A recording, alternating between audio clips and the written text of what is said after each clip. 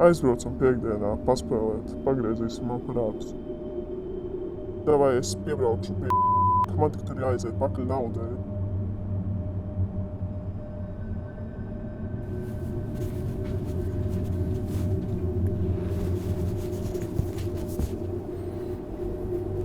Čau! Čau! Nu, kas tu esi? Raimonds. Gribēju iedzert tauliņu, atzīmēt algu, iegāju un pēc tam sapratu, ka pēc 8 stundām man pat nav etalona brauciena. Teicis ir nojūcies.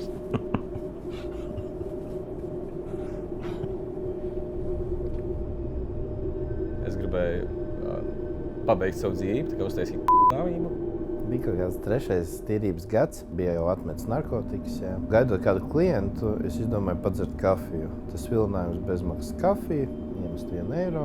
Patīkamas emocijas ar draugiem, tas viss ir jāpārtrauc un jārunā par to, ka tā ir šausmīga sērga un tā ir šausmīga atkarība. Neapstājieties. Ejiet pa dzīvi tā, kā jūs ejat uz turieni. Bet paiet tai vietai garām.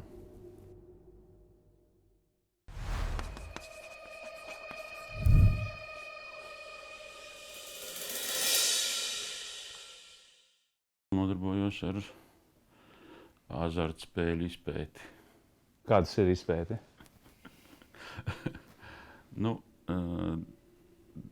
Ja rēķina 20 gadus atpakaļ manā dzīvē ienāca kazino, tīri nejauši, tad tagad tas ir pārvērties jau par dzīvesveidu. Kā viņš ienāca tavā dzīvē? Ļoti vienkārši. Bija kaut kāds jaunais gads un aizgājām ar dzīvesbiedrini pagrabā pasēdēt, jo nebija pārāk interesants jaunais gads, un tad attiecīgi kaut kā paveicās, izgāja ārā ar vinnestu 150 lati. Viss uzsēdies tajā brīdī? Nevar teikt, ka tajā brīdī uzsēdos, bet bija tāda patīkama sajūta, tāds iekšēji tāds adrenalīniņš, kas palika prātā, kaut kur nosēvojās, kaut kur zemapziņā, un pēc kaut kāda laika noteikti gribējās aiziet atkal un vinēt atkal. Sanāca? Jā, sanāca, jā. Cik ir lielākais, cik tu esi vinējis? Ja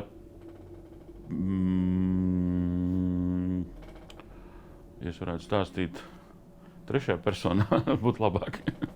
Kāpēc?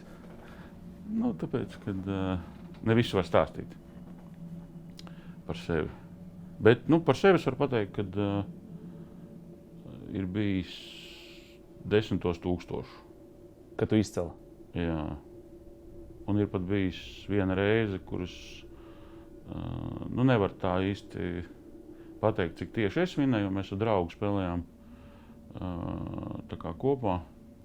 Tur bija 1,5 stundas laikā 66 000 eiro. Izcēlāt? Jā. Un cik ir lielākais, cik tu esi zaudējis? To es precīzi atceros. Vienā vakarā 38 000 lati. Ko tu spēlēji? Ruleti. Bija tāda diena, kad mans draugs vinēja. Skatos, kā viņš vinē, un domāju, ka es tagad arī pavilkšu viņam līdzi, tur kaut kā veiksme. Man bija labs mēnesis, es biju kaut kādas no spēlēm, kaut kādas 30 000 latus iekrājis, tīri no spēlēšanas. Un kaut kā man neaizgāja. Draugs man blakām savinnēja tajā vakarā kaut kāds 200 000, es zaudēju 38. Ar to viss nebeidzās. Ko tu izdarīji? Nākamā dienā dabūju atkatu, tā saucamais 10%, kā to saka, cashbacks. No kā? No zaudētās summas. 10%. Es tagad neteikšu, kurā kazino, bet tas bija aptuveni 2006. vai 2007. gads. Un tad, attiecīgi, no tās summas 10% bija 3800, kurus es vēlreiz uzliku, no kuriem es dabūju 8000. Pēc tam aizbraucu uz citu kazino. Rīgā tajā laikā bija 13 kazino, kur varēja spēlēt rulētu un blackjacku. Aizbraucu uz citu kazino, tur uzvinēju vēl 12, 20 bija apakaļ un es nomierinājos. Es esmu zaudējis tikai 18. Un tas jau ir 2 dienu pasākums. Azartspēles es nespēlēju, bet iesaku Edārdu nomu, kur var iznomāt šādas gaismas, gan arī kamera, ar kuru šis video ir tapis. Arī mikrofons ir Sennheisers un daudz kas cits. Ienāca Darta mājaslapā un iznomā savu tehniku. Kā arī neaizmirst nospiest laiku, atstāt komentāru pēc šī video. Turpinām skatīties. Es esmu šeit, tāpēc, ka man šeit ir ļoti svarīgi runāt par to, ka cilvēki ne tikai ir atkarīgi, bet arī līdzatkarīgi. Un tā ir tikpat liela bēda. Un ir diezgan grūti dzīvot kā līdzatkarīgiem, un tas atstāja diezgan liels seks uz tavu tālāko dzīvi un kā skaties uz daudzām lietām. Un tad, kad vēl šobrīd ir tik populāri tas, kad visi influenceri ņem un uz lieliem lozungiem uz ielām un reklamē. Es varu online spēlēt, un tas man šeit ir galīgi garām. Es gribu būt anonīmi, tāpēc, kad savā ziņā es rēķinos ar to, ka ļoti daudzi no manas bijušās draugu kompānijas skatīsies šo video, jo viņi skatās arī visus pārējos jūsu video. Un tas ir viens. Es vienkārši negribētu, lai viņi tā kā zina, ka tā esmu es un kad es par šo runāju, jo viņi visi vēl joprojām spēlē. Un vienkārši tādā lieka uzmanība. Un otrkārt, tāpēc, ka es neesmu pārliecināta par to, ka vai konkrētā vīrieša reakcija būtu laba, vai viņa vecāku reakcija būtu laba ģimenes un rada. Un es vienkārši tā teiktu izvairīties no liekām problēmām. Influenceri neslēp savu sejas, bet tie, kas spēlē, slēp. Es tiešām nezinu, bet tas ir man šķiet influenceriem, tas ir tāds pamanām. Es, protams, nezinu, bet tas vienkārši ir, tā teikt, princips, kad naudu nesmird. Viņiem noteikti ļoti labi samaksā, un viņiem ir pilnībā vienalga par to, ko viņi reklamē un kā viņi reklamē. Ja paskatās uz tiem influenceriem, kas to reklamē, tad nav tur neviens baigais miljonārs, un viņi ir diezgan, man liekas, ļoti viegli uzpērkam par to naudu. Viņiem liekas kruta. Es tagad būšu uz lielā ekrāna, varbūt, es nezinu. Tas ir, man liekas, ļoti muļķīgi, un tas tāds neatgriezieniski lieta. Tu vienkārši vienreiz dzīvē tu būsi to noreklamējis, man šķiet, tas tā kā zīmogs tev uz sejas. Ko tev māma domā par to, ka tu to reklamē? Es nezinu, es tiešām nezinu, kas viņiem galvā notiek. Kurš var nolikt te pa uz zemes var? Netraucēs? Ok. Edī, ko tu šeit dari? Es atnācu pastāstīt. Ne visi zina, bet arī es kādu laiku spēlēju azartspēles. Lūk, un tad kādu laiku veiksmīgi nespēlēju viņas. Cik ilgi tu nespēlēji?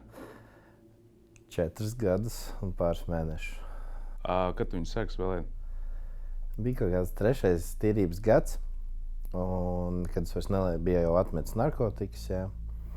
Un gaidot kādu klientu, es izdomāju padzert kafiju. Tas vilinājums bezmaksas kafiju, iemest 1 eiro. Un kaut kā aizsākās, un gadus 4 dienu pa dienai ievilkās diezgan tādā trakā ritmā. Principā daļa no manas dzīves bija ieskriet padzert kafiju pusdienas laikā. Bet 20 eiro dienā, principā, man tas bija norma nospēlēt. Jā. Bet tu tikai klātienē spēlē vai online arī? Dažreiz arī online, jā. Kaut kā es biju apslimis un bija ļoti garlaicīgi. Nauda bija. Un jā, izlēmu pierģistrēties online. Un, jā. Man tādā laikā bija uzlikts ierobežojums ar tiesu izpildītāju. Un es atceros, vinēju tur kaut kādu 1000 un nevarēju viņu noņemt. Jo mēneša limits bija 400 tādā laikā. Un man bija jāgaida laikam nedēļu. Un pa to nedēļu es paspēju nospēlēt visu. Lūk, jā. Kurā brīdī tu saprati, ka tev ir atkarība? Es nomainīju vienu biznesu pret otru. Un bija kāds laiks, kad vajadzīgs naudai, lai viņi stāv tā kā strādā. Bet es viņu vilku pa drusciņu ārā. un nevarēju pārstāt, nevarēju apstāties un, lai darbojās. Un, jā, es sapratu, ka ir problēma. Sāku meklēt kaut kādu palīdzību, daudz ko izmēģināju. Sākot ar psihologiem, beidzot ar palīdzības grupām anonīmajām. Un man bija viens draugs, kas arī atmeta. Bet beigās es tā pa īstam atmetu laikam Anglijā. Kad aizlidoju uz Angliju, iegāju tur uzspēlēt un sapratu, ka ir savādāk uzstādīts visas skaņu sistēmas, kas apžilbina, viss rada to wow efektu, jā. Arī bilde, gaismas. Un sapratu, ka man neaizrauja tik ļoti kā Latvijā. Un es ļoti gribēju apstāties. Es ik pa brīdim uz pāris mēnešiem apstājos, bet vienmēr atkal atsāku. Un tas, jā, viss pietiek. Jo, tā kā 4 gadus laikam nospēlēju tur plus. Es esmu pašā teikušo personu reģistrā, un man bija, es gribēju uzzināt, vai var nopirkt vispār loterijas biļetes un kasāmās kartiņas. Pēc pirms atbraucu pie jums, iegāju Narvisenā, vienkārši nopirkt kartiņu, tur neprasīja nekādas dokumentus un neko tādu. Būtībā, pat ja esmu atteicies reģistrā, es tāpat varu spēlēt azartspēles, vienkārši iegādāties kartiņas Narvisenā. Pagaid, bet loterijas vai arī ir azartspēles? Jā, tu maksā, lai vinnētu kaut ko. Tev ir azarts vinnēt naudu. Un kartiņās tu rakstīt virsū 20,000 eiro, samaksā 2 eiro, tu vari potenciāli vinnēt. Plus visur ziņās raksta, ka kāds laimē loteriju, un tur mierīgi tas viss notiek tā iesūkšana. Tā kā principā es neesmu aizsargāts, kaut vai esmu nobanots. Cik ilgi esi nobanots? Es nobanojos kaut kur gadu atpakaļ. Nē, īstenībā nē. 3 gadus atpakaļ, lai atbalstītu draugu, jo viņš negribēja banoties. Es jau tad nespēlēju, bet vienkārši kā parādīt, kā to izdarīt, nobanojos pats uz 50 gadiem.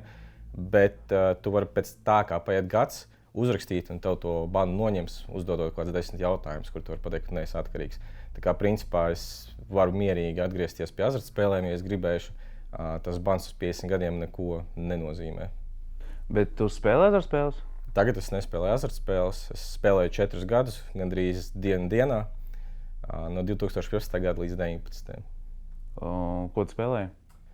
Es biju tas old school spēlētājs. Man patīk tieši fiziskie aparāti, vecie, Book of Ra un grāmatiņas, kā sauc cilvēkos. Man patīk tā klasika. Tā kā, principā, man patīk vispār pavadīt laiku iekšā. Tur tev neviens netraucē, tur ir tumšs, izolēts. Un tev ir blakus cilvēki, kuri domā tā kā tu. Jūs viens otru uzmundrinat, jūs ar viens otru esat bēdās. Un principā tas ir tāds cilvēku loks, kuru tu jūties tā kā mājās, kad ilgi spēlē. Un tā ir. Mēs spēlētāji, mēs esam paši sev labākie draugi. Cik ir lielākā summa, ko esi nospēlējis? Es atceros, es ar bijušo sievu mēs bijām sastrīdējušies, un es gribēju visu sākt no jauna.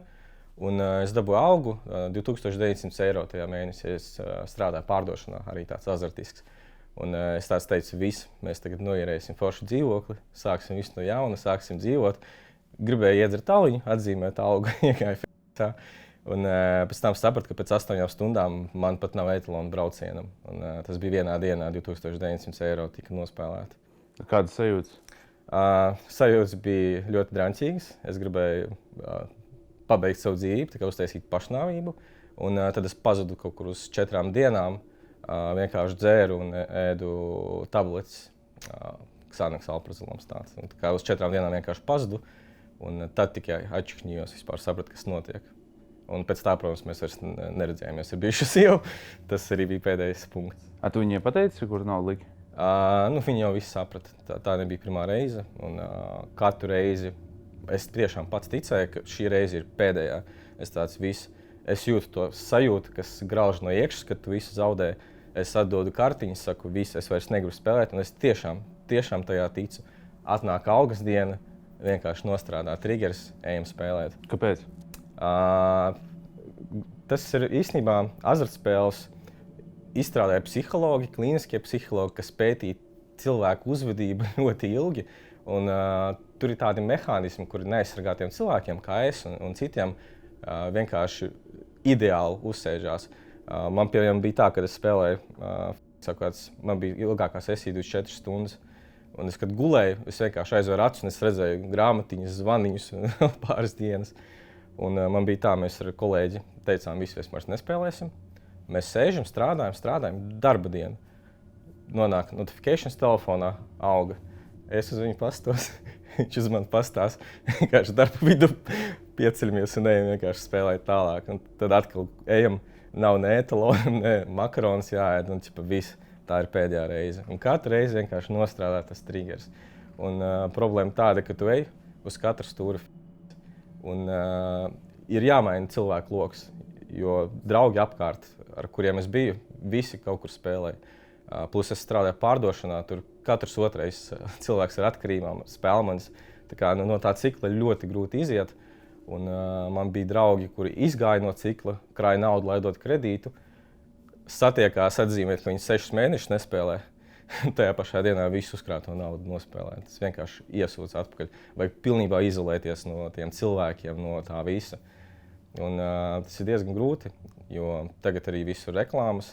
Pēdējie 6, 7 gadi azartspēles ir palikušas par normu starp jauniešiem, starp patiesībā pat bērniem, pat nepilngadīgiem bērniem.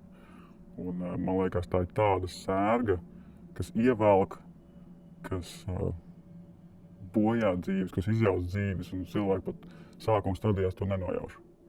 Bet viņi pat nepamana, kā viņi tiek ierauti azartspēlēs. Un, manuprāt, par to ir jārunā.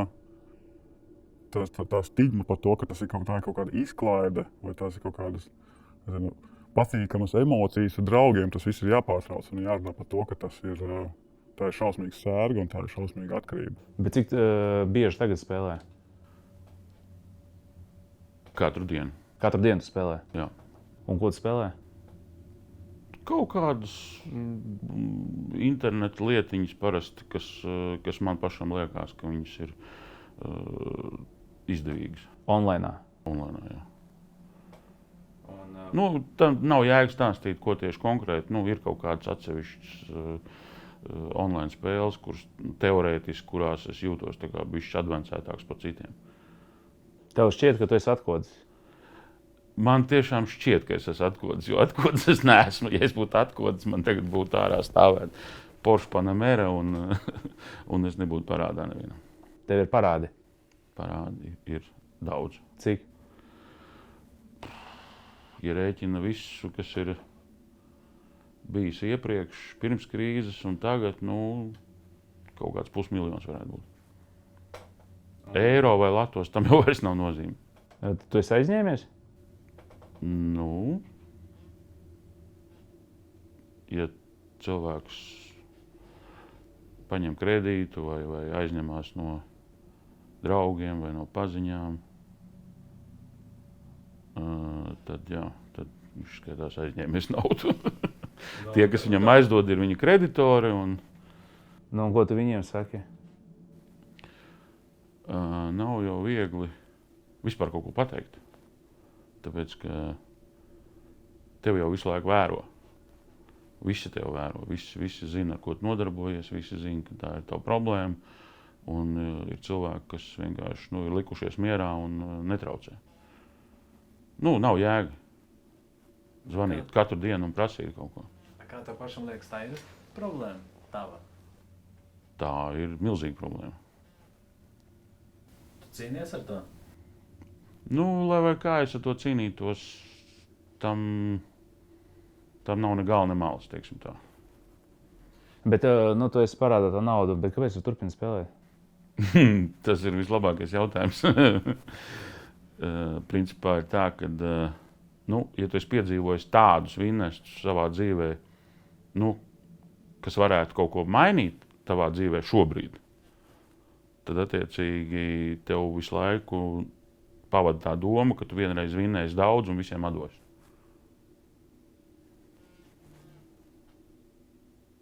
To rāda arī filmās.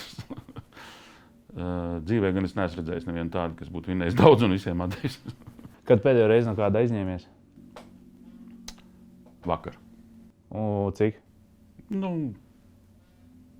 20 eiro online. Nu, kā online? Nu, vienkārši, lai online tur kaut ko piepildītu savu to. Bet tu, kad aizņēmies, kam tu teici, priekš kam tev? Es tā arī pateicu. Tas man ir ļoti tūs cilvēks. Vienkārši es pateicu, nu, man ir izbeidzies viss. Es zinu, ka es šodien dabūšu kaut kādus tur bonusus no tiem online ziņšakiem, un tad attiecīgi līdz šodienai man nav nekāda problēma aizņemties 20 eiro. Tu biji līdzatkarīgi, tev draugs spēlēja, ja? Jā, viņš diezgan... Sākumā viņš nespēlēja, bet pēc tam viņš sāka spēlēt mūsu attiecībās. Jā. Kā tu to uzzināji? Viņš jau no sākuma to nemaz neslēpa.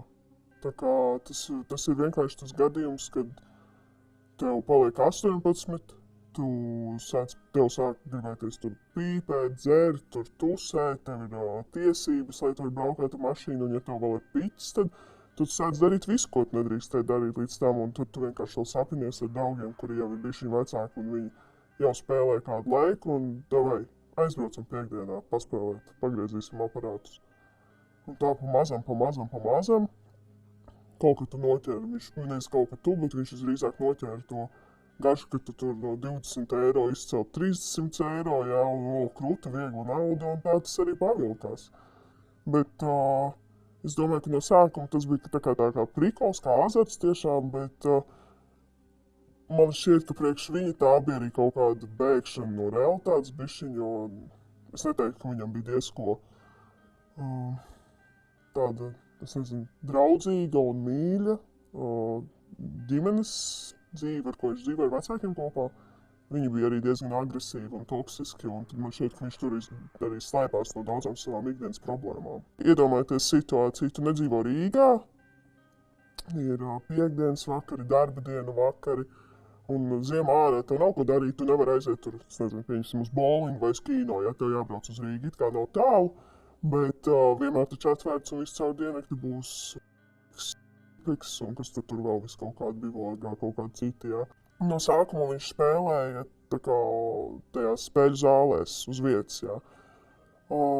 Bet kad tā problēma jau bija lielāka, un kad jau bija mēģināts to problēmu pat risināt, viņš bija sev uzlicis liegumu pat, es zinu. Un tad sākās tas, ka varēja braukt arī uz Lietuvu spēlēt, lai būtu tā sajūta, ka tu tiešām spaidi to pogu. Bet pēc tam es zinu, ka bija tā, ka vienkārši prasīja draugiem iedot savu kontu, un viņš spēlēja online arī telefonā, datorā, tur mājās no televizora varēja izpaidīt, ja gribējās. Tā kā es teiktu, ka tas online padarīšana sākās tajā mirklī, kad jau nevarēja vairs aiziet vienkārši klātienē. Es domāju, ka Covid viņam arī kaut kādu lomu nospēlēja, bet tad es nebiju blakus vairāk viņam. Tu lietoji narkotikas, un no tām tu arī atteicies. Un salīdzina azartspēles un narkotikas sajūtas. Pilnīgi vienādi tās kaut kādi tie dopamīna hormoni, serotonīni, jā, es nepateikšu precīzi, neesmu ārsts, bet izraisa diezgan līdzīgas sajūtas. Tikai šeit ir skaidrāks prāts un var lielākās apjomos izdomāt schēmas. Es bieži vien no darba naudas kaut ko pazaudēju. Nevienmēr tie bija 20 eiro, dažreiz tie bija kaut kādi 100 tur. Un tad vienmēr izdomāju, kur aizņemties, pāraizņemties, paņemt kredītu, aizvietot to naudu, nopelnīt vairāk, palielināt kaut kādas klientiem summas. Un prāts strādāja uz 220% noteikti. Kā tu domā, azartspēlēm ir jābūt legālām, vai viņas vajag reklamēt? Reklamēt pilnīgi viennozīmīgi nē. Man patīk Amerikas modelis Las Vegasa un viss. Tie, kas grib grēkot, lai brauc uz konkrētu vietu, konkrētu pilsētu, jā. Man tomēr tāds kaut kāds modelis. Es neuzskatu, ka katrā viesnīcā būtu jābūt kazino, es neuzskatu, ka tam būtu jābūt mikrorajonos, mazpilsētās noteikti nē, jo daudzus gadus atpakaļ ir radiniece, kur nespēja tikt galā ar pārdzīvojumiem, jo viņi aizņēmās naudu no nepareiziem cilvēkiem un izlēma izbeigt dzīvi. Jā, sīkāk es negribu stāstīt, bet tas bija diezgan skumji un palika bērni. Esmu redzējis, ko tas nodara ģimenēm. Bet kāpēc tas ir legāli, ja tas dara tādas sekas? Tā ir nauda. Bet labi, kurš to naudu pelna? Uz vārdu nosaukt, manuprāt, mēs visi zinām galvenos personāžus Latvijā, jā, un Igaunijas uzņēmums vēl ir. Bet labi, tas ir tāds maziņš lociņš, kas to pelna, bet lielākā daļa sabiedrības no tā cieš. Jā, bet viņi jau maksā tā saucamajiem lobistiem, un daļa kaut kādu ienākumu iet vietējām pašvaldībām, ar ko viņi attaisno to savu esamību. Piemēram, ja kaut kādā aizkrauklē ir tur kaut kāda azartspēļu vieta, jā, viena no zaudētavām, tad daļa no turienes ienākumiem, ja es pareizi visu saprotu, iet aizkrauklas pašvaldībai. Jā. Un tādā veidā piecieš, un tur jau tikai kādi 5 izsaukumi nedēļā, piemēram. Nav tik traki, jā.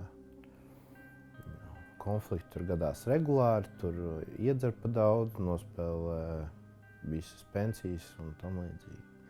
Daudziem cilvēkiem tā ir dzīves sastāvdaļa, es redzējis no jauniem līdz pat ļoti veciem, kas tur regulāri dzīvo. Tev kāda diena sākās, un tu zini, ka šodien spēlēsi, jā? Jā. Tu šodien jau spēlēsi? Jā. Un izcēli? Jā. Cik? Ne cik tur smieklīgi, tur no kaut kādiem 10 eiro uztaisīja 30. Un tu šodien vēl spēlēsi? Noteikti. Kur tu to dari? Online. Tu mājās vai kā? Mājās, telefonā, braucot pie stūres, pamostoties 2 naktī, pēkšņi nenāk miegs, hops atver telefonu, lūdzu. Tev ir iespējas bezgalīgi. Un uznāk miegs? Pēc tam, ja tu forši kaut ko tur trāpi, tad viss, tad tu mierīgi guli. Tu esi viens vai tev ir sieva? Man ir ģimene, liela bērni. Un ko viņi saka? Principā tas, ko viņi saka, šobrīd nav aktuāli, jo saka viņi katru reizi kaut ko citu. Bet to, ko viņi domā, tas ir svarīgi. Viņi domā, ka tētis nojūdzies. Bet tev tētis ir nojūdzies? Tētis ir nojūdzies.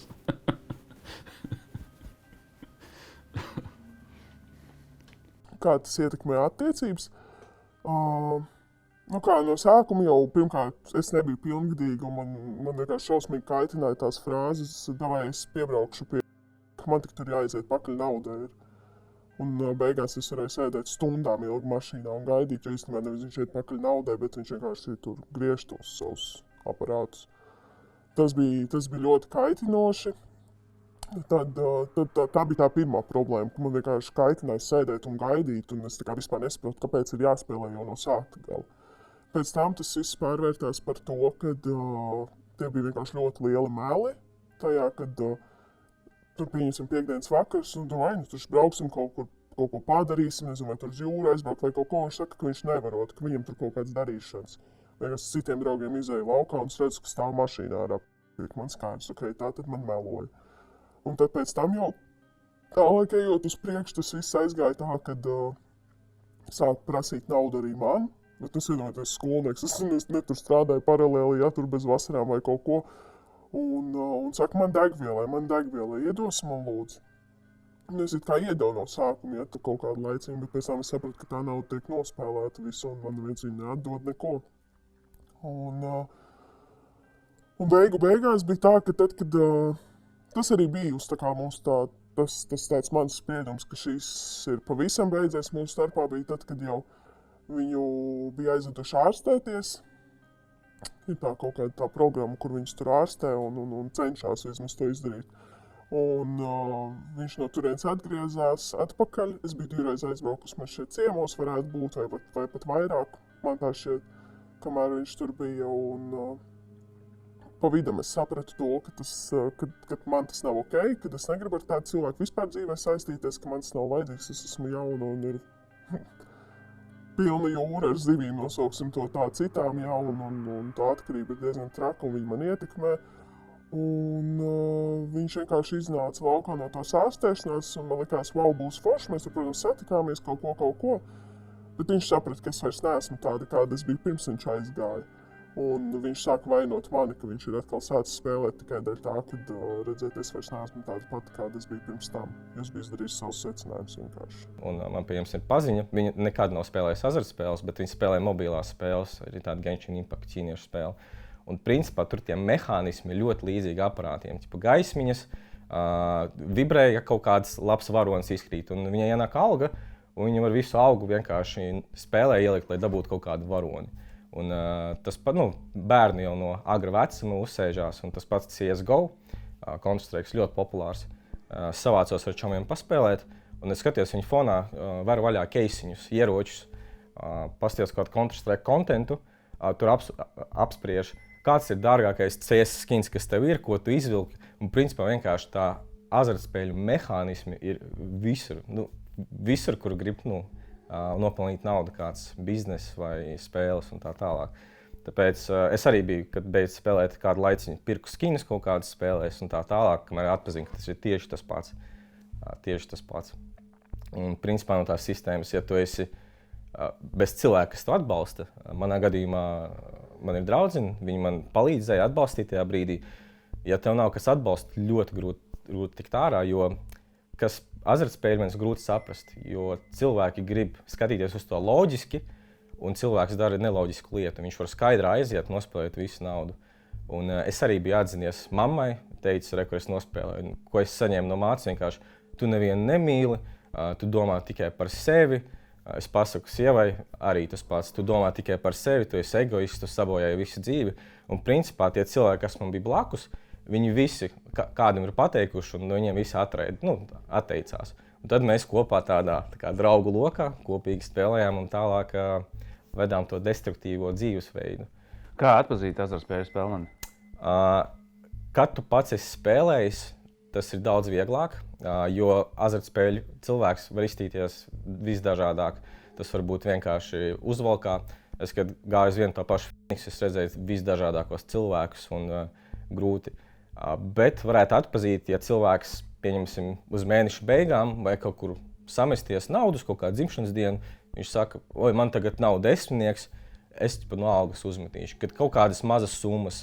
Vēl viens, kad ja cilvēks tev grib aizņemties naudu, viņš saka, var aizdot man 20 eiro, es tev došu 25. Tas nozīmē, ka cilvēks pierada, ka viņam atraida, es tāpat darīju. Un viņš grib jau uzpirkt, lai viņam tikai aizdot. Tas būtu tāds divas zīmes. Un principā, kad cilvēks vienkārši no kurienes pasaka, ka viņš kaut kādu laimestu vinnēja. Piemēram, es braucu ar kolēģi liftā, viņš saka, oi, tu nesen bišķiņ pirmoreiz paspēlēji, vinnēji tur to. Principā viņš grib padalīties ar laimestu, visdrīzāk viņš arī ilgāk spēlē. Bet vizuāli pēc manis neviens nevarēja pateikt, ka es spēlēju azartspēles, un cilvēki izstāsta pilnīgi normāli. Bet tagad, izejot caur to visu, es daudzos cilvēkos redzu, ka tur ir tās azartspēles. Kurā brīdī tu saprati, ka tev ir atkarība? Es zināju, laika man ir atkarība. Un principā cilvēki, kuriem mēs gājām, mēs pat negājām vinnēt vairs. Mēs jau smējāmies, vismaz ilgāk gribējās paspēlēt. Un mēs jau apzinājāmies, ka tā ir atkarība, bet mēs tāpat gājām un gribējām pēc iespējas ilgāk pavadīt tur laiku, jo apkārt mums likās, ka neviens mūs nesapratīs un tā tālāk. Un principā visi tie cilvēki, ar kuriem es gāju, viņi vispār ir ļoti impulsīvi un daudz atkarības. Ja nav azartspēles, viņi pēc tam uzsēžās uz citām vielām, ja nav tas, uz citu. Un vispār viņiem ir diezgan riskants uzvedības tips. Visu laiku kaut kādās kautiņos var iesaistīties, kaut kādās pirīdrjāgās, tā teikt. Jo man ir divi cilvēki, viens lec no tilta, vienkārši izpeldēties nomira. Un viens cilvēks Igaunijā iekļūt cietumā, viņi tur kaut ko izdarīja, viņš invalīds palika. Principā daudz cilvēku kaut kādās riskantās afērās. Nu labi, bet tu esi mēģinājis kaut kā pārstāt spēlēt?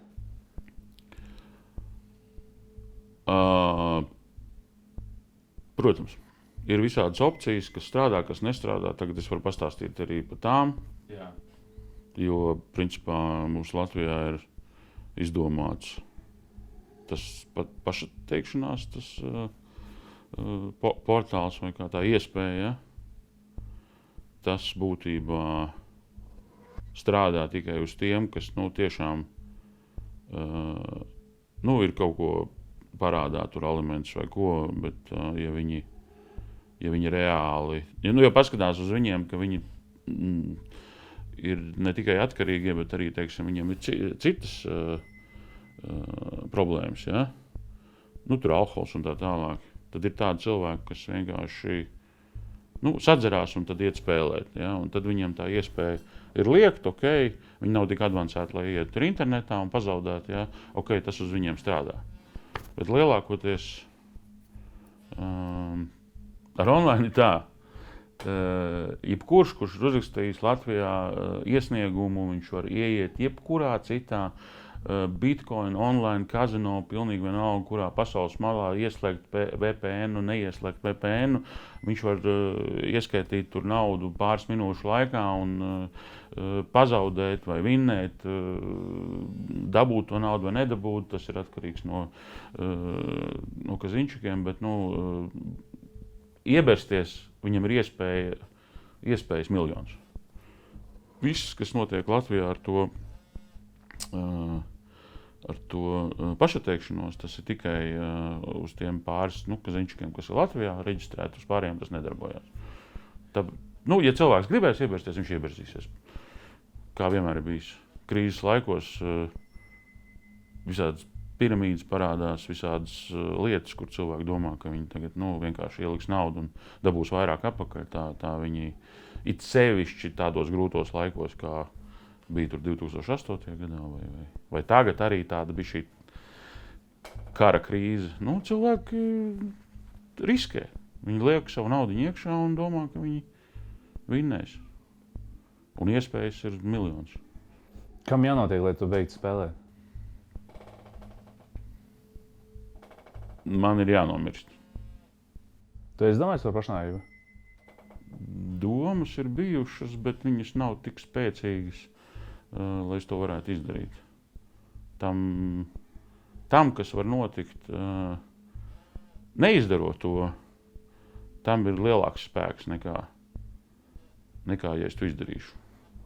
Nekā, ja manis nebūs. Kaut gan es brīžiem iedomājos arī, kad daudziem cilvēkiem būtu vieglāk, ja manis nebūtu blakus. Tas nenozīmē, ka man jātaisa pašnāvība. Vienkārši, varbūt man ir jāpadomā par kaut kādu mūku cietoksni Tibetā, kur nav vispār ne interneta, nekā, un kurš varētu sevi pilnībā restartēt, atjaunot, attīrīt galvu. Tu 20 gadus spēlē. Pirms 20 gadiem tu redzēji tās reklāmas azartspēļu? Salīdzini, kā tagad reklamē viņas un pirms 20 gadiem? Es teikšu, ka pirms 20 gadiem nekādas reklāmas nebija. Jo attiecīgi nebija YouTube, nebija viss tas internets ar visiem TikTokiem, ar visiem šitiem Instagramiem un tā tālāk, kur visu laiku cilvēki tagad redz to. Viņi redz to slotu, man liekas, visi. Jebkurā mirklī tu ieej kaut kādā Facebookā, Instagramā vai TikTokā un tu redz uzreiz momentāli pašķirot kaut kādus 2-3 video, tu redz jau slotus. Kas ir sloti? Sloti tie ir tie aparāti, kas ir online. Online viņus sauc par slotiem. Ja tu gribētu beigt spēlēt un tu visu laiku viņus redzētu? Pirmām kārtām tev ir iespēja nobloķēt tos video. Bet runa gāja par to, ka tā reklāma tagad ir tik spēcīga, uzbāzīga, ka tu neviens cilvēks nevar paiet garām tam. Un tad attiecīgi, kaut kādi cilvēki, kam ir bišķi mazāk attīstītas smadzenes, viņi, protams, ka nospiež un tur ieiet. Tas nav tikai par slotiem, tas ir par visu, kas ir šobrīd online. Tā informācija gāžās virsū vienkārši gan jauniem, gan veciem. Tur ieraugi, ka tev, piemēram, kaut kāds pēdējo reizi mamma ieberzās. Viņa redzēja kaut kādus čemodānus, kurus tirgoja ķipa lidostu, kurus pa 2 eiro. Nu, var dabūt, ja, un viņi, protams, tos 2 eiro aizskatīja. Tas arī savā ziņā ir azarts, ja, jo, nu, nekas tur nebūs pirmām kārtām iekšā, otrām kārtām tas vispār bija, lai nospērtu kartes datus. Un, protams, viņai pēc tam no kartes kaut ko tur novilka, bet banka atgriez, nu, bet tas ir arī azarts. Mums uz katra stūra šobrīd ir azarts. Kā atpazīst azartspēļu atkarīgo? Nu, kad sākās meli attaisnojumi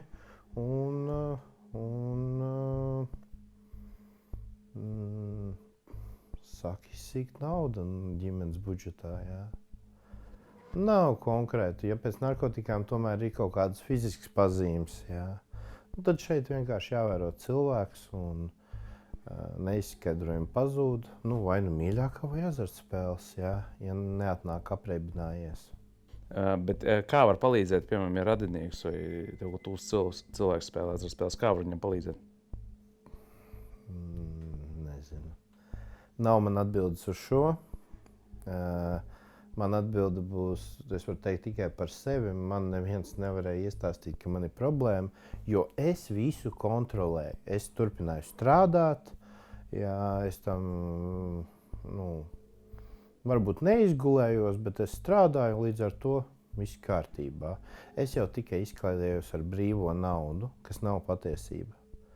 Bet es tik daudz strādāju, lai man būtu kaut kāda nauda, ko nospēlēt. Un dažreiz nedaudz aizrāvos. Pa daudz nospēlējot mēnešu budžetu savu. Esiet godīgi pret sevi. Ja spēlējat, nu, biežāk kā reizi gadā, nu, tad tā jau vairs nav izklaide. Tad tas ir dzīvesveids. Es to tā uzskatu.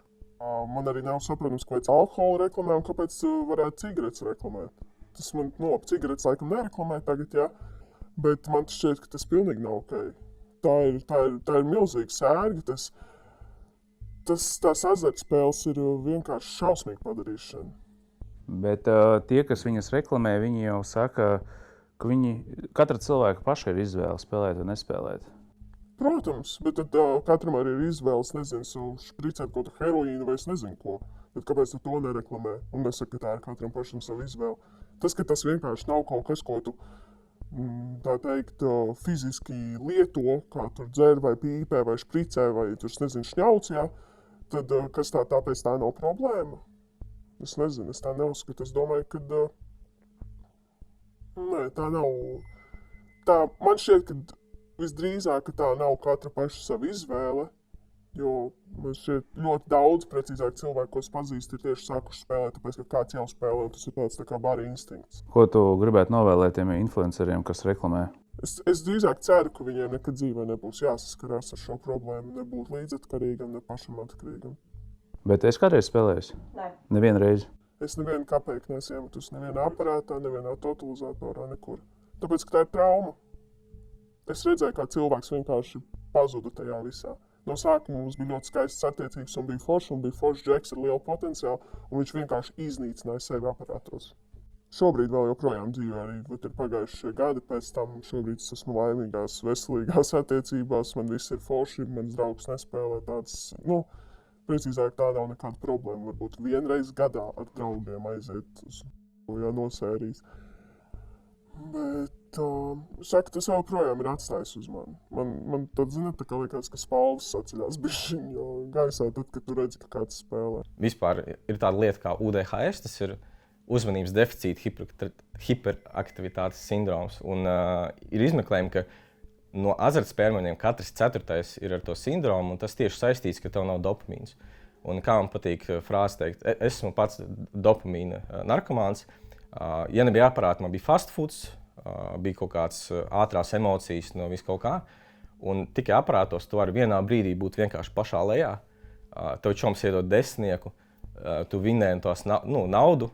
Kaut vai tu kopumā esi mīnusā, tu to saproti. Bet tā uzvara, kad vienkārši esi no pašas lejas, pēc tam pašā augšā, viņi tā tev iebūst to, iedod to dopamīnu, ka tu vienkārši uzsēdies uz tā dopamīnu. Cik lielākais laimes, ko tu vinēsi? Īstenībā nav tik liels. Uzskatot, ka es spēlēju 4 gadus, lielākais laimes cienā reizē bija 3500 eiro. Ko tu viņam izdarīji? Es nokļuvu meiteni, paņēmu Radisonā penthouse numuru, pasūtījām visādi ēdienu, karoči iztērēju ļoti tikpat ātri, un tad nākamās dienas es teicu, es būšu atbildīgs, es nedēļā nespēlēšu vairāk par soteciņu. Nu, tad labi, dienā vairāk par soteciņu, un principā pēc 2 nedēļām tā nauda bija atpakaļ iekšā, un tad jau gāja mana nauda īstā. Aizņēmies esi? Jā, kad es sāku spēlēt, bija zelta laiki, kad tu varēji kredītu paņemt vienkārši naktī. Un es atceros, mēs sēdējām, kā beidzās nauda, telefonu 300 eiro kredīts. Man vairs nedod tev dot. Paņem tu, iedos man, es tev atdošu. Un, karoči, visi ātrie kredīti, kas ir iespējami vispār Latvijā, bija paņemti ļoti mierīgi. Tagad parādi ir? Tagad man vēl ir 2 neatmaksāti kredīti, bet summas nav tik. Kāpēc tu šeit atnāci? Uz šeit es atnācu, jo es redzu, ka tā ir liela problēma. Es redzu, ka vairāk un vairāk pusauģi uzsēžās, jo ir CS, ir daudzas spēles, kas ir līdzīgu uzvedību, tā kā azartspēles. Un es gribu arī, lai cilvēki redz, ka es varu runāt par to atklāti. Tas nav nekas, par ko vajag kaunēties. Es neteikšu, ka katrs var no tā izlīst, bet es vienkārši gribu parādīt, ka tas ir vairāk ziņa cilvēkiem, kuriem ir cilvēks blakus, kurš spēlē. Jūs viņu nekad nesapratīsiet. Tās rīcības nav loģiskas, un jūs ar loģisko domāšanu nesapratīsiet. Vienkārši gribu parādīt, ka, ja blakus ir cilvēks, kurš saprot un tiešām uzklausa, ka no tā var izlīst, un tāpēc neesat ļoti kritiski pret cilvēku, ja viņš jums atzīstās, ka viņam ir azartspēļu atkarība. Nu labi, viņš atzīstās. Viņš tev paprasa naudu un atkal nospēlē. Kā to pieņemt? Tas nav patīkami, jā, bet ir nedrīkst viņu nosodīt un jāmēģina viņam parādīt, ka tu esi kopā ar viņu, kaut vai tu viņu nesaproti. Un tad vismaz viņš jutīs kaut kādu drošību, ka viņš atnāks mājās, viņš dabūs nevis ar pannu pa galvu, bet vienkārši būs droša vieta. Varbūt ar to pirmo solīti viņš tiks tālāk līdz terapijai un tā tālāk. Jo, pieņemsim, es pats centos tikt vaļā, es pazvanīju pa numuru, ir tāda bukletiņa, kur zvanīt, ja tur ir problēma, jo 20 jautājumu uz visiem es jāatbildēju. Es jau spēlēju darba laikā tur, un man tad, 16. gadam pateica, vienīgais veids ir hipnoze un 80 eiro. Es domāju, man nav cetalona, kāda 80 eiro uz hipnozi. Un pēdējais, kad es beidzu spēlēt, es atkal nospēlēju visu, es sasitu telefonu. Es parasti gribu sadedzināt visus tiltus, lai man nav ceļā atpakaļ. Un manējā draudzene Viktorija pēc tā visa, es pamodos, es jau gribēju iet prom, kā viņi man dzīs ārā, un viņi man nedzina ārā, un es tāds, paga. Es kroči izdarīju tos visus sūdus, esmu slikts, man visu dzīvi ies, ka es slikts, un tu man nedzina ārā? Nē. Un tad man bija tāds klikšķis. Un tad varbūt, ja cilvēks arī savā pašā sliktākajā momentā viņu nenosodīs, varbūt viņam arī būs tāds klikšķis, ka tomēr viņš nav slikts. Jo tiešām tie visi azartspēļi, viņi paši sev nosoda ļoti, ļoti, ļoti dziļi. Tā kā, principā, un tas arī apstiprina ārkārtēji vecāki. Māte teica, ka es nevienu nemīlu, un principā es tāds, jā. Kāds labums ir no azartspēlēm sabiedrībā? Sabiedrībai nekāds labums nav. Bet kāpēc viņas ir visur? Visur pilnībā. Un visi viņas reklamē, kam nav slinkums? Tur ir ļoti liela nauda. Principā, tie paši streameri Twitchā, viņiem azartspēļi piedāvā nereāli lielu naudu. Un, pieņemsim, mums daudzi mūzikas industrijā, hip-hopā un sporta komandas, visiem ir azartspēļu uzraksti, jo vienkārši viņi spēj piedāvāt vislielāko naudas, un viņiem vienkārši ir ļoti daudz naudas. Un visi tie cilvēki, ar ko es spēlēju, mēs strādājām kazino agrāk, un mēs redzējām, ka tur nevar vinnēt. Principā, rulete griežas, un uz ekrāna rādīts, ka visu laiku kazino vinnē, visu laiku. Un tur bija tā, ka katrā griezienā kazino plus 50,000 eiro, viens grieziens 60 sekundes. Tā nauda vienkārši, tas ir tā kā cheats, vienkārši bezgalīgās naudas cheat codes. Viņi tā ģenerējās, ka viņiem nav grūti iedot sponsorēt. Un, es, protams, varu nosodīt tur, ka cilvēki reklamē azartspēles tā, es pats nereklamēšu, bet es varu saprast, kāpēc tas notiek, jo tiešām piedāvā ļoti labu naudu. Māte nomira no vēža, no komplikācijām. Un, principā, kā es to redzu, ka šis vēzis viennozīmīgi bija saistīts ar stresa līmeni, kurš cilvēkam nāk līdzi, pārdzīvojot šīs visas emocijas, ka tu esi parādā visiem, ka tev nav izējas no tā, kur tu esi. Jo viņi spēlēja, principā, jebkura nauda, kas nonāca viņas rokās, tika pazaudēta. Jebkurā gadījumā tika nospēlēta. Un, diemžēl es to sapratu tikai jau pēc kaut kāda laika. Kad viņi nomira, man bija 23, un tad es sāku apjēgt patiesībā, kur šī te visa nauda aizgāja, burtiski viņas dzīves pēdējos gados. Es redzēju, ka viņi spēlē, es redzēju, gan ka tēvs spēlē, gan ka māte spēlē, bet es vēl nespēju aptvert to, ka tas ir kaut kas slikts. Es tur redzēju, kā vienkārši izklaida brīvdienās, kur viņi dodās aiziet uzspēlēt tur pa 50 eiro, 100 eiro, ko es biju redzējis, bet patiesībā, kā izrādījās, tur visa nauda, visas algas tika pazaudētas azartspēlēs. Tas nebija Latvijā, viņi gan spēlēja Latvijā, bet dzīves pēdējos gadus viņi nodzīvoja ārzemēs kopā ar tēvu. Es arī tur kādu brīdi padzīvoju, un es arī biju atnācis līdz dažas reizes šiem te kazino. Jā, un es tikai tas bija tas pirmais brīdis, kurā es sapratu, ka tas ir kaut kas vairāk par vienkārši izklaidi. Kad no turienes ir grūti aiziet projām. Viņi apgāja kopā un savā starpā tur sākās kaut kādi strīdi par to, ka lai viens otram aizdod naudu. Un tādā laikā tas bija tas pirmais brīdis, kurā es sapratu, ka kaut kas nav kārtībā. Un tad es sāku pats sev siet kopā šos pavadījumus par to, kāpēc it kā ģimenei ir nauda, mēs pelnām daudz, bet tajā pašā laikā naudas nav nekāda, principā nekam. Un tad bija tas brīdis, kad arī mums bija māja, privāta māja. Kā izrādījās, pēc tam viņa bija ieķīlāta. Tur mums zvans no policijas, kad mums pie vārtiem ir policija. Un māja tiek atņemta, un tēvs to nezināja. Viņš zināja, ka māja ir ieķīlāta, bet viņš nezināja, ka māja mēģinās atņemt. Kad viņa ir ieķīlāta, viņa jau ņem nost to māju. Mani nostādīja šī te fakta priekšā, un tēvu neko nezinot. Māte man lūdza aizdot viņai naudu, cik man toreiz bija. Man bija 18 gadi, es kaut ko jau biju iekrājis. Man bija 20 gadi, man bija, es jau biju kaut ko iekrājis. Viņi paņēma manus iekrājumus, tur māsas iekrājumus. Un pierunāja man, lai šo te māju izpirktu un izglābtu. Pierunāja man paņemt kredītus. Principā visas, kuri bija pieejami, kurš man deva, ar norunu, kad viņi viņus atdos uzreiz, vai šo te māju pārdos un atdos man šo te naudu. Loģiski tas viss nenotika. Un arī to es sapratu, ka es biju viens no šiem te neskaitāmajiem cilvēkiem, kuram viņa bija parādā palikuši šo te naudu.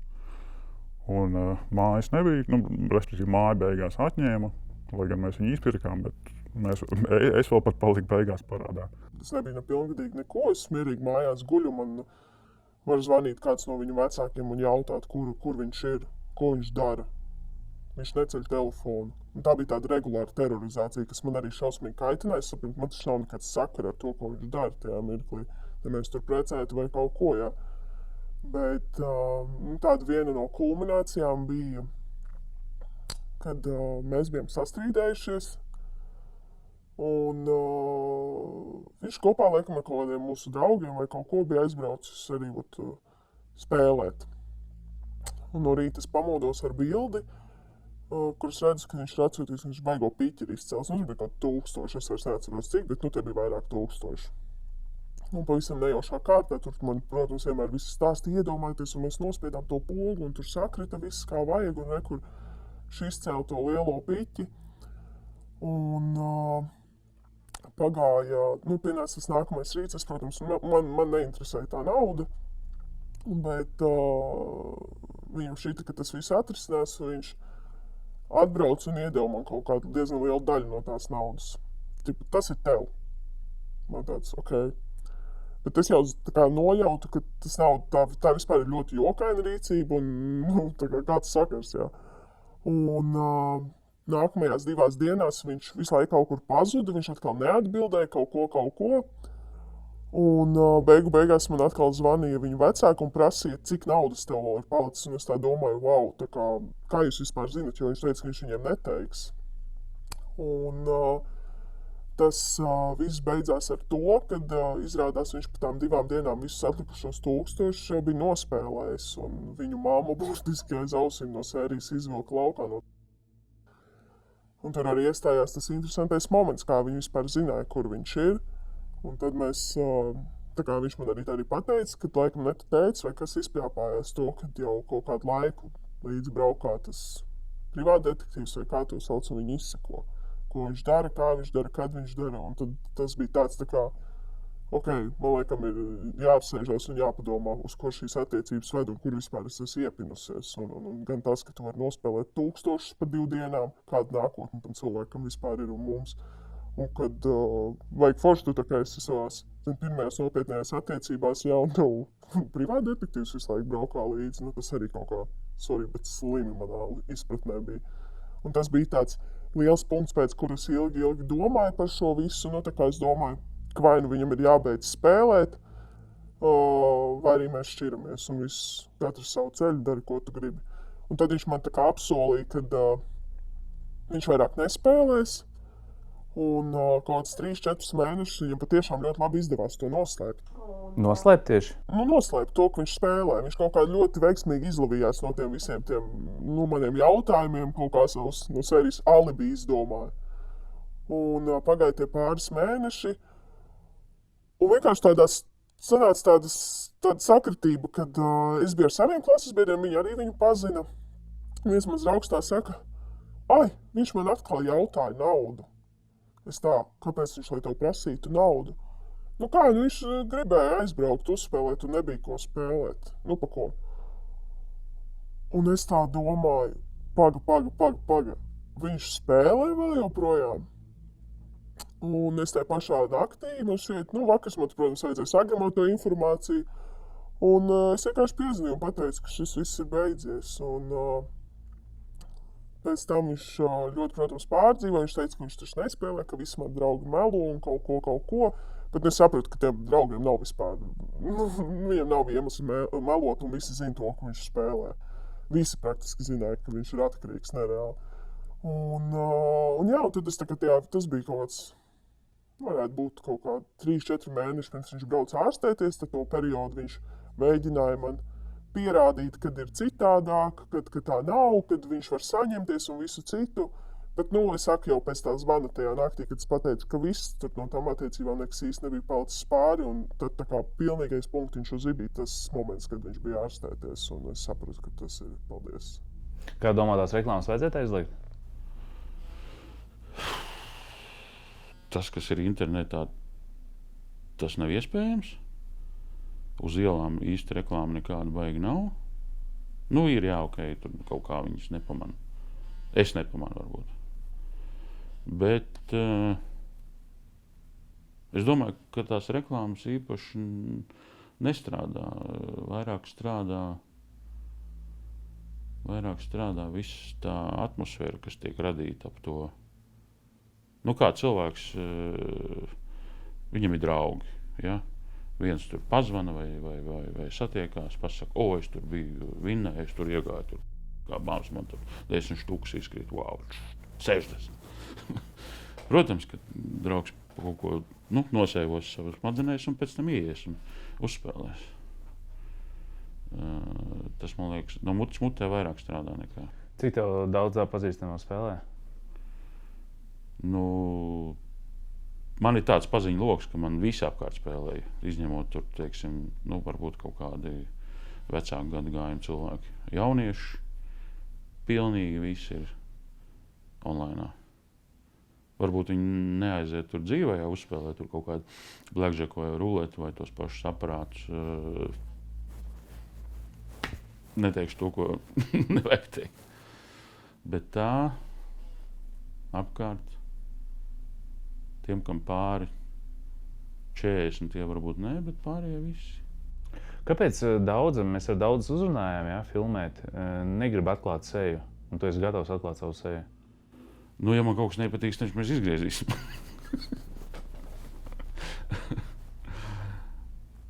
Viss, ko es tagad pateikšu, īstenībā ir tas, ko es gribēju jau daudzus gadus pateikt. Jo man pašam ir bijis tāds posms, kad es arī biju uzrakstījis to pašatteikumu, un tas jau bija ļoti, ļoti sen. Es sapratu, ka tas nestrādā, jo Latvijā tādā laikā nebija tās online spēles tik ļoti attīstītas, bet Latvijā es nevarēju nekur iekļūt, bet automātiski man uzreiz bija iespēja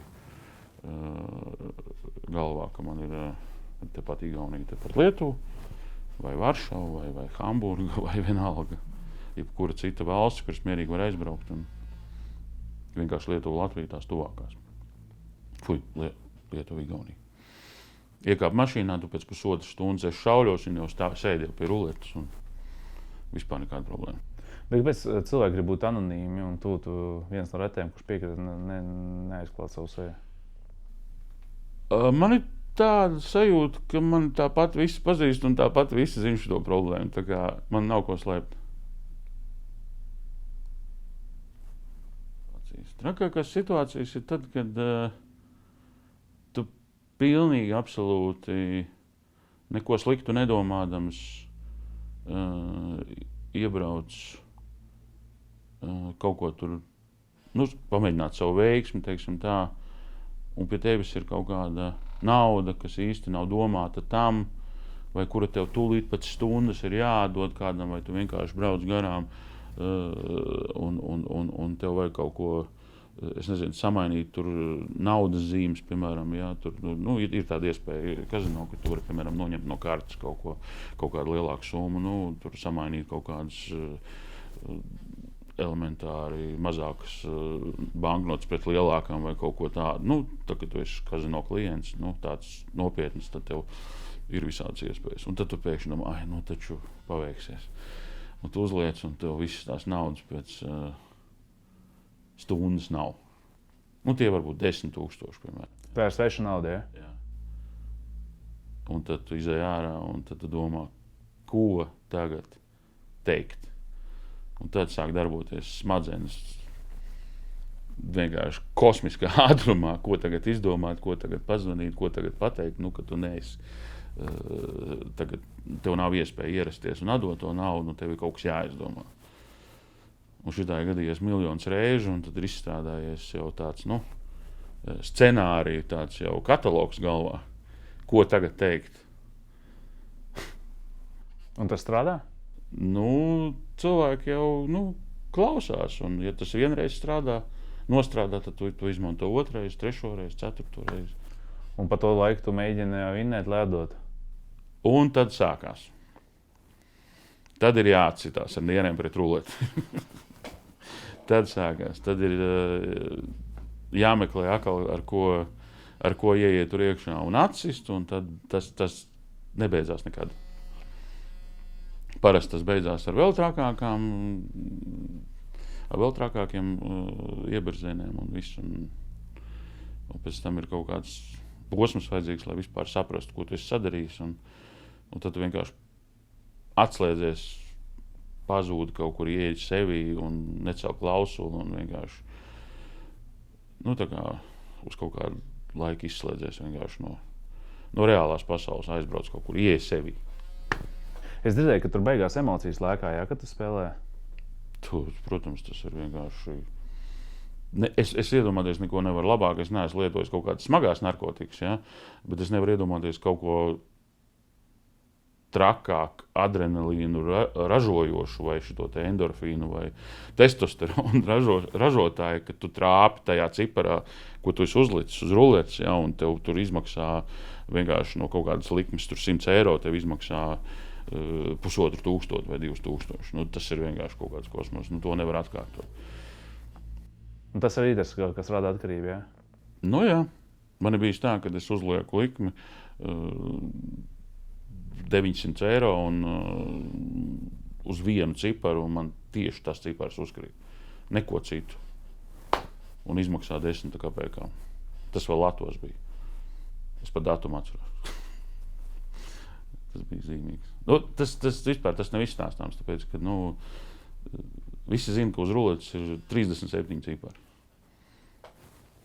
Izkrīt 2x11, un man nezinu, kādi augstākie spēki pasaka, ka izkritīs 3x11. Un es uzlieku likmi tikai 11. un viņš izkrīt. Un to nevar izstāstīt. Tā ir bļaušana, tas ir, tev notirpst viss ķermenis pilnīgi. Tu pilnīgi, es nezinu, tā kā, jūties tā kā dievs tajā brīdī.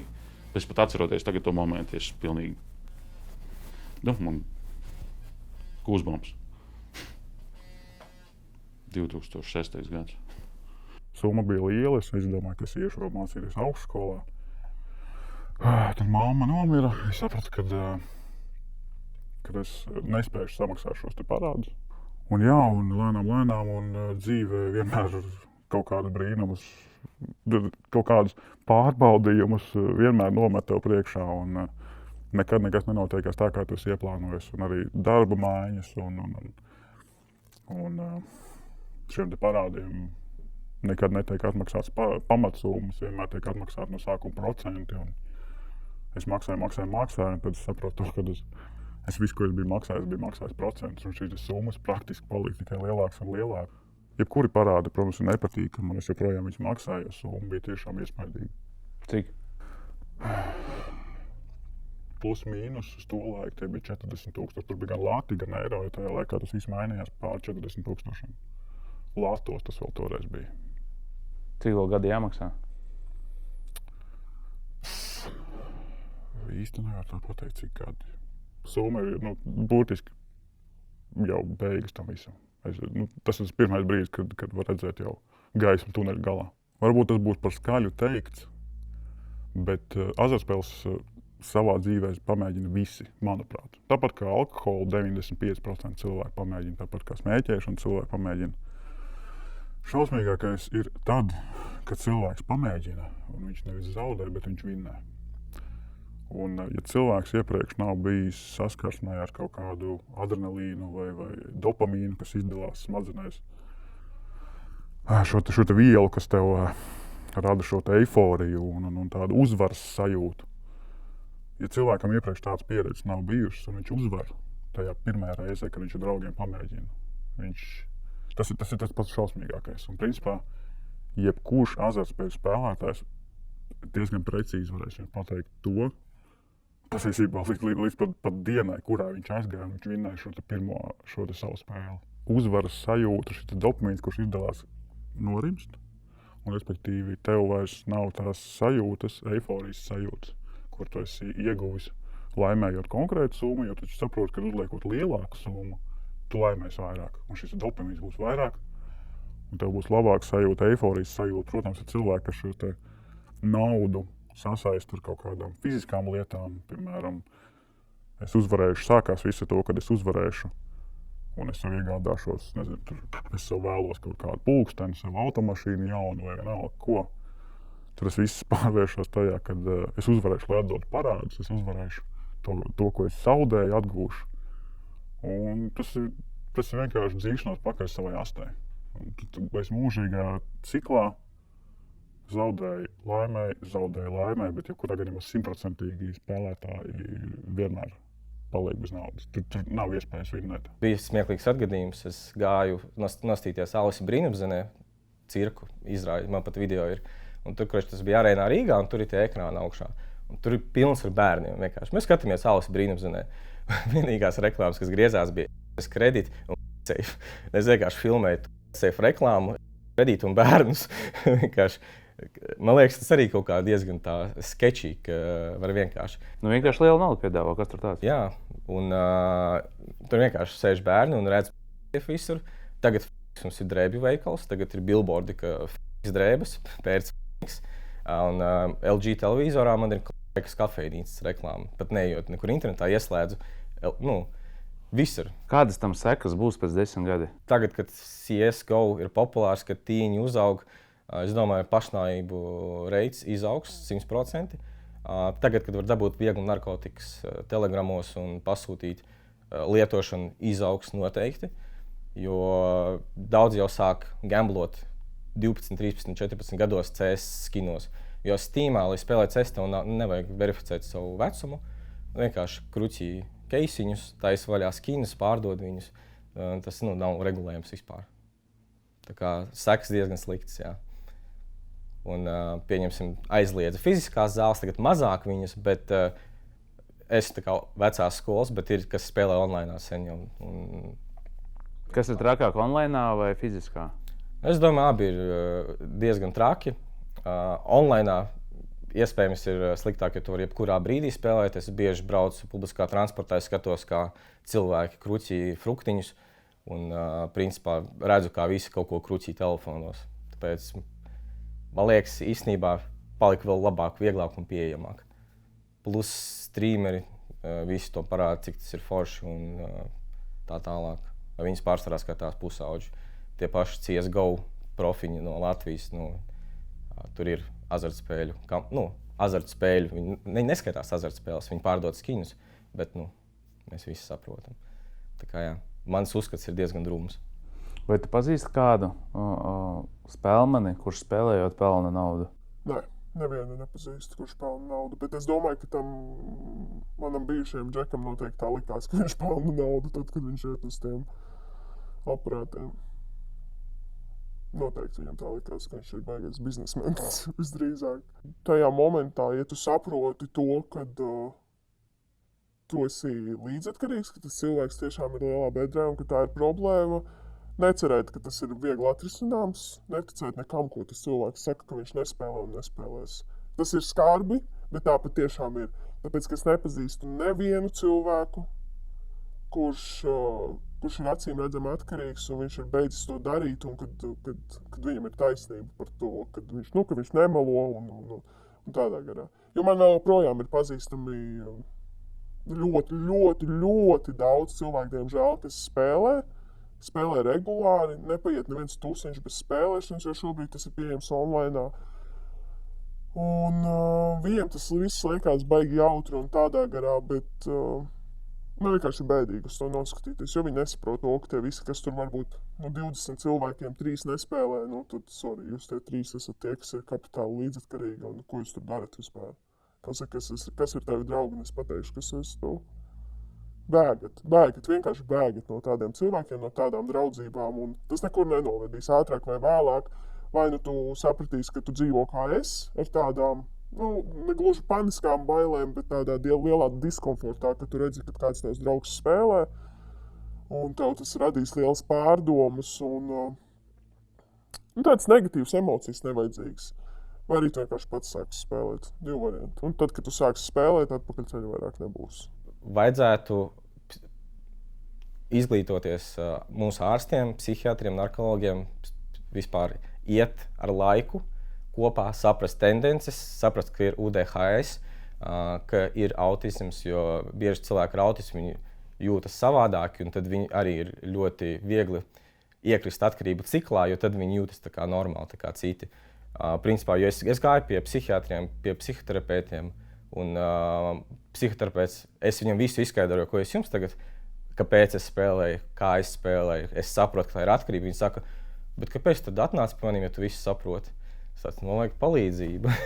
Un, principā, cilvēki vienkārši nezina par tieši tādas uzvedības traucējumiem, kā UDHS. Man lika bipolāros traucējumus, robežlīnijas traucējumus, ko tik man nelika. Bet es sapratu, kas ir UDHS, tas ir vienkārši dopamīna trūkums. Un es to kaut kā varēju pārvarēt ar augstām dušām. Principā, katru dienu es sāku ar augstu ūdeni, jo tas uzsita to līmeni, un es neesmu tik impulsīvs. Bet pieņemsim, es pat redzot reklāmas YouTube, kur griežas grāmatiņas, man tādas siltas sajūtas iekšā ir tādas, no tās grāmatiņas skaņām joprojām. Labi, bet tu, piemēram, kur cilvēks grib atmest lietot, jā? Lietot azartspēles, spēlēt azartspēles, un viņš redz tās reklāmas visur. Tas nav grūtāk? Tas ir triggers, tas ir noteikti triggers.